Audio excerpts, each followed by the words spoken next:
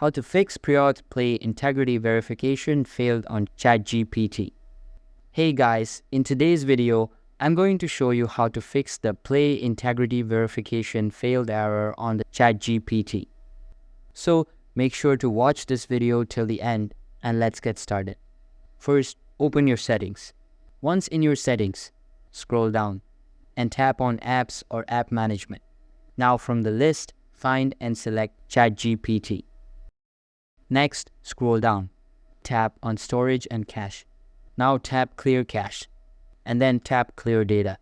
Once you've done that, go back and try opening the ChatGPT app again. If the error is still showing, then go ahead and uninstall the app completely. Now open the Google Play Store, search for ChatGPT, and reinstall it. Once reinstalled, open the app and sign in with your account again.